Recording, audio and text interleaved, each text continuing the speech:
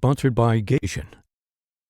So many of you probably have heard of seasonal depression, or if you're like me, you may struggle with it. And we use those terms when we feel sad during the dreary and cold months, and for some it's debilitating. Well, Mercedes Kent is here to tell you more about seasonal affective disorder, that's what it's called, and how we can prevent this from leading to substance abuse in this cold season. So take a look. Mercedes Kent, the program director for the Gateway Foundation, is here today to talk about seasonal affective disorders and the risk for substance abuse. Mercedes, thank you so much for coming to talk about this specific topic during this time of year. Yes, thank you. Thank you.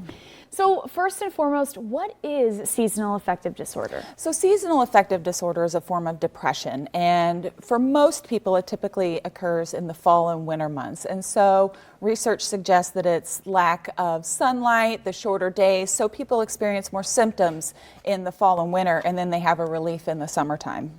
And so for someone who is dealing with this, because I feel like a lot of people do during this time of year, how can that lead to substance abuse? Well, you know, to think about it, since it is seasonal, it does not happen year-round, right? So people can marginalize it.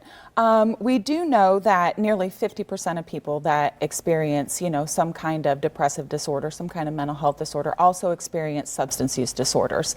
And we also know that people they can self-medicate, right? Which only makes the seasonal affective disorder and the symptoms of depression worse. So there is a higher risk to suffer from a substance use disorder in conjunction with seasonal affective disorder.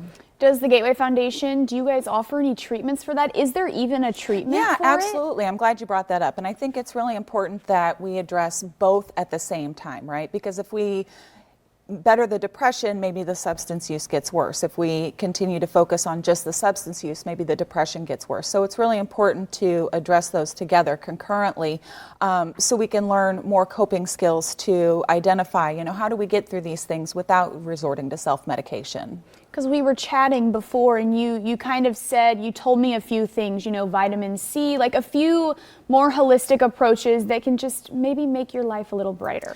Yeah, and it can be difficult, again, you know, when it's darker out and the days are shorter, but like you had talked about, you know, getting out and making sure you're getting some activity, right? Increasing your dopamine in your system. It's a natural feel-good. Vitamin C, socializing, right? Making your family and the holidays a priority, to get out and do those things that are kind of opposite to the way that you feel when you're depressed.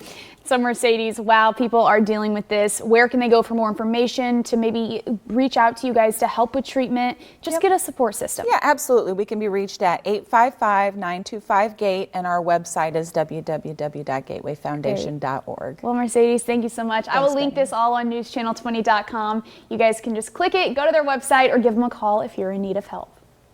Thanks for watching. Stick around by subscribing today and don't miss a single video.